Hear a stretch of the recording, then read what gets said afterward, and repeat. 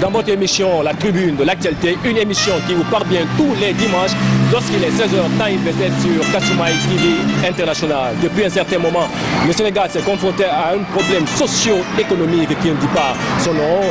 Kasumai TV a fait un déplacement ici même au pont de Yoff pour en parler. Mesdames et messieurs, une fois encore de plus, bonsoir.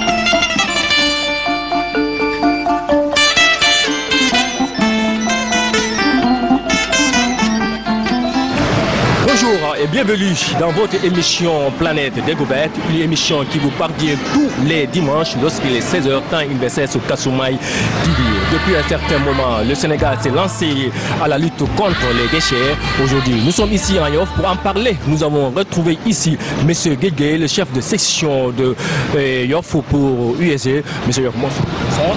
Bonsoir. Merci de nous avoir répondu à notre invitation. Nous parlerons aujourd'hui des déchets ici même à Yoff. Quelles sont vos appréhensions sur les déchets ici à Yoff? Salam alaikum. Nous sommes venus pour ce tour à Sassant.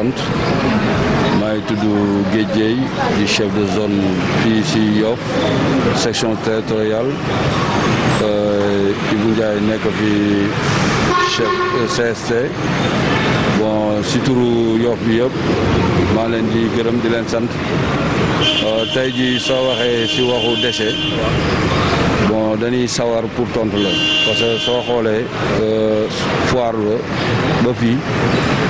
tey jii dépôt bu fi amoon tey yàlla def na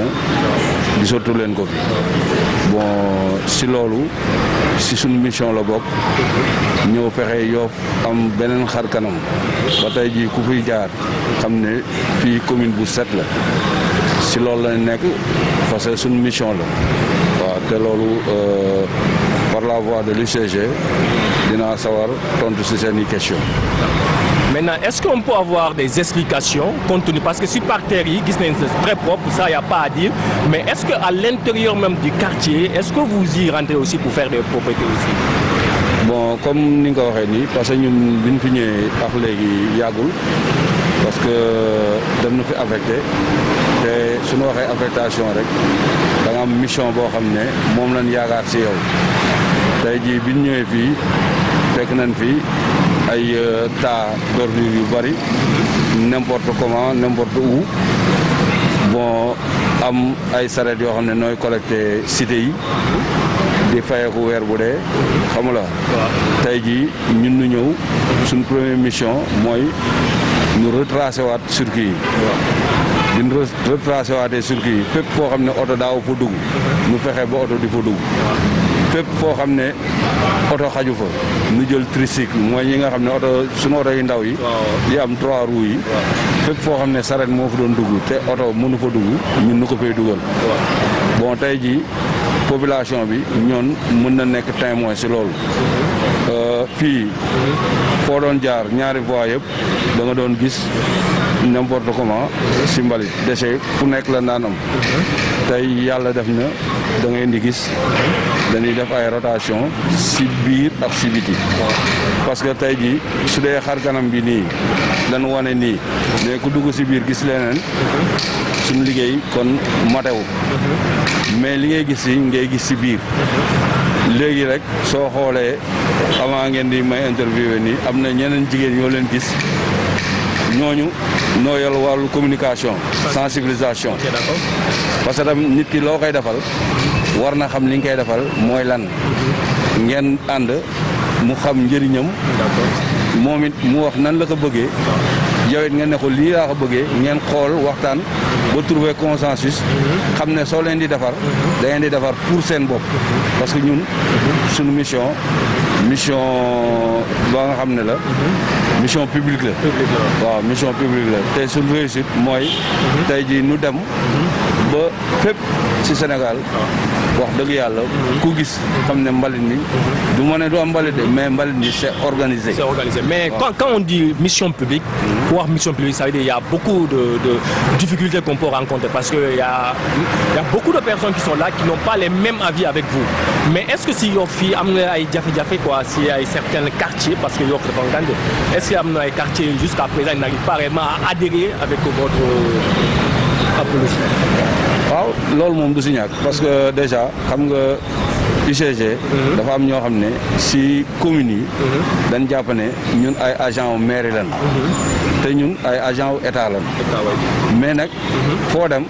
mairie bu mu mën a doon da si bénéficié wu parce que tam ñun dañuy ñëw collaborer parce que ñun nooy suñu premier partenaire fii bépp structure bu fi nekk ñun suñuy partenaire la parce que tam ñooñ dañuy def service public mais comme service public dana war a lëkkaloo nekk benn pour askan bi xam ne ñun seeni jaam lañu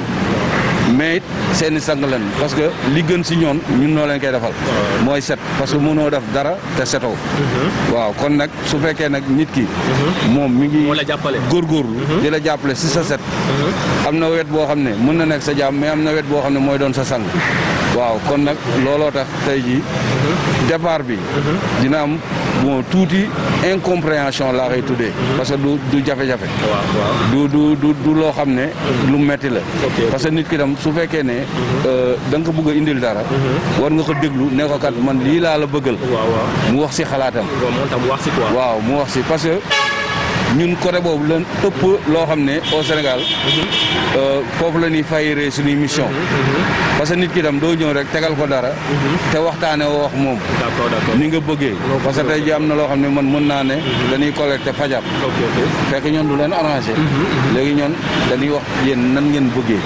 ñoon nu ne nii ñun xool it nu gën ñu def ko. Voilà, effectivement, est-ce que mën ngeen si wax tuuti si l'acheminement jusqu'au niveau de Malika, ça veut dire l'acheminement des déchets dans les domiciles jusqu'au niveau du dépôt final, comment ça se passe? waaw bon léegi ñun suñu xëyee bon dina am ñi nga xam ne ñoon ay entrepreneurs yi parce que ñoon entrepreneurs yi ñoom noo yore wàll matériel lourd yi bien que UCG am na ay matériel am mais tam dafa collaborer tam ay entrepreneurs les entrepreneurs yooyu suñu xëyee ñoon dañuy indi seeni oto te suñu indi oto yi éléments yi dañuy ñëw ñoon ñëpp suñu ñëwee dinañ xëy si nu xool parce que mbooloo la nu xool ndax ñëpp teew nañ suñ xoolee ndax ñëpp teew nañ ñu xool ndax oto yëpp teew nañ suñ xoolee ndax oto yëpp teew nañ tam nit ñi teew nañ ñu def li ñuy wax dispatching nit ñu nekk dem si yenn oto léegi suñ demee si oto yi oto bu nekk dafa am circuit maanaam boo xam ne day collecté point A dem point Z te du bàyyi benn point mais léeg-léeg nag mën nga xëy chaque jour que jëfee ak réalité bi tey suñu xëyee mu taw du bokk ak jour bi nga xam ne taw kon léegi chaque jour ñun tam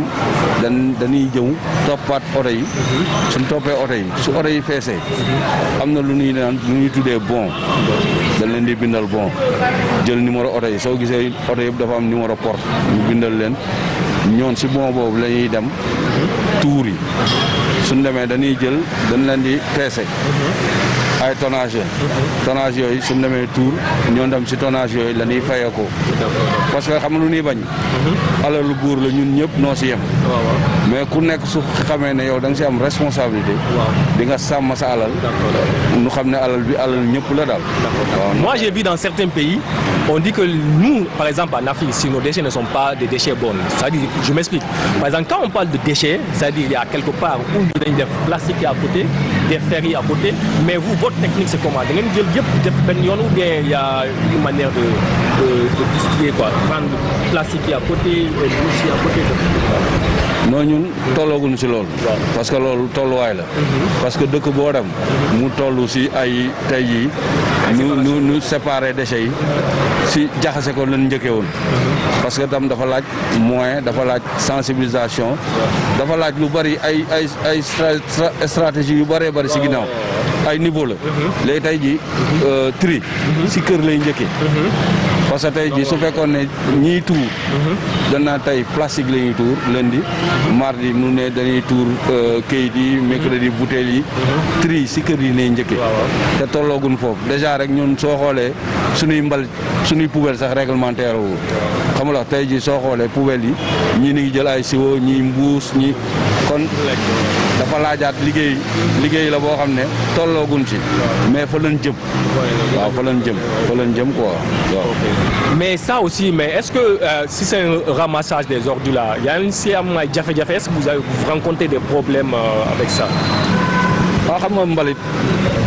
ak jafe-jafe noo ànd. Surtout ils sont exposés parce que nous parlons de l'ère de Covid et il y a beaucoup de maladies qui circulent, mais quelles sont waaw foofu laay waxee parce que xam nga mbalit ak jafe-jafe noo ànd mais yàlla def na ñun dañ nekk ci structure boo xam ne bu organisé la parce que tey jii muy wàllu wér-gu-yaram muy wàllu suñu njaboot bon ñun dana am prise en charge xam nga tey jii même su dul dara sax mais fa nga ñuy liggéey dañ nekk en phase ak les postes de santé les centres de santé ba tey jii xam ne parce que ñoom tam service public la ñuy def ñu xam ne ñun ak ñoon benn lan tey xew-xew bu mënoon am dañuy dem vers ñoon mais tey jii soo xoolee bon mbas mi dugg na mais mbas mi ñun avant mbas mi sax lii ma soloo noonu lañuy soloo parce que tam dañ mës di protéger suñuy bopp parce que même soo xoolee suñuy tenue sax dañuy exiger ay longues manches sax yooyu yëpp parce que xam nañ li nga xam ne mooy exposition bi nga xam ne parce que déchets toxiques yi yooyu xam na ne day ñëw vers nit ki mais am na loo xam ne tam ay manquement la mais yeggun si mais xam nañ ko te it ñu ngi si ay projection pour yegg si loolu incha allah. Effectivement, parce que même au niveau de la France et les éboueurs lorsqu'ils sont sortis on les a beaucoup applaudis parce qu'il y a un excès canam quoi, donc sans vous réellement il y aura plus de maladies hein? Mais est-ce que quel est l'appel que vous pouvez lancer aux autorités parce que effectivement il y a des difficultés mais quels sont les appels que vous pouvez appeler aux autorités pour venir en aide parce qu'il y a des manquements réels? Bon tey jii suñuy waxu Covid mais ñan noo gën a exposé wu ñun noo njëkk exposé wu parce que lan lan wax dañ ne bu njëkk bi dañ ne kuy kii na nga masque bi ma takk nii après fan lan koy def dañ koy sànni kan moo koy ramassé kan moo koy ramassé du man su may sëqat du si masque bi laay sëqatee ah tey jii lépp loo xam ne déchets biomédicaux yi mais ñun nooy jël yooyu yëpp noo koy ramassé mais kon tey jii su dee exposition ñun noo gën a exposé wu mais dañuy delluwaat di sant yàlla parce que tam liggéey boo gis loxo yàlla da siy dem te ñun wax dëgg yàlla ni ngi santaat yàlla bu wér a wér parce que soo xoolee Covid bi moo amee ba léegi ñun amuñu si cas yoo xam ne tey jii ak exposition bi ñu am bon déggoo si yenn cas yi nga xam ne nee naan agent UCG bi kat Covid jàpp na ko wala jeex lii kon tam dañuy dolliwaat di santaat suñuy autorité si seen vision yi nga xam ne tey jii am nañ ko par rapport ak suñu couverture mais tam nu gënaat ci dolli gënaat ci ñaax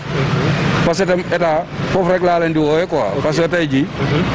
ñun nañuy bàyyi xel si ñun parce que tam ñun mission bi ñuy jël xam nga mission la boo xam ne à haut risque la parce que chaque jour que Dieu fait tu es exposé parce que luy ñëw lu nekk si ñun lay njëkkee xam nga kon tam ñuy gën a bàyyi xel si ñun donte ni ñu koy def mais nu gën si bàyyiwaat xel la. Étant le chef d'une section ici à Yoff, mais au niveau de vos travailleurs ici, même à Yoff en particulier, quel est l'appel et quel est l'encouragement que vous pouvez lancer à eux pour qu'ils continuent d'aller davantage? Bon lii di def mooy déjà sant autorités yi fi nekk yëpp bon en commençant par le ministre maire Diouf Sarr parce que tamit tey jii dëkk soo fi nekkee autorités yi dañ ci am solo bon chef de quartier yi xam nga personne ressources yi ñi nga xam ne tey jii major yeex chef de poste yeex chef de docteur yi parce que tey jii ñun suñuy élément tey jii am na loo xam ne xëy na matew nu ko mais ni ngi koy def ci seen kattan ci seen doole ci seen xam-xam ba tey jii am na loo xam ne su doon manquement sax du feeñ kon ñooñu tam dam leen di gën a ñaax gën leen dolli góorgóorlu di leen sant di leen gërëm quoi au nom du CSC bi nga xam ne man moom laay nekkal fii muy Ibrahima Ndiaye quoi.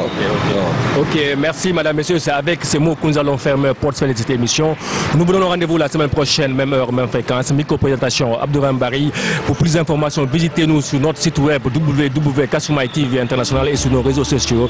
Rahim Barry, prenez soin de vous chaque jour et trouvez surtout au travail à côté de choses. Merci et à bientôt. Merci. Mesdames et messieurs, c'est avec cet élément que nous allons fermer porte fin de cette émission. Nous vous donnons rendez-vous la semaine prochaine, même heure, même fréquence. Pour plus d'informations, visitez notre site web www.Kasumai TV International. Pour plus d'informations, visitez-nous également dans nos réseaux sociaux. Micro-présentation, Abdourahim Barry. Prenez soin de vous chaque jour et surtout, travaillons à la beauté des choses. Merci et à bientôt.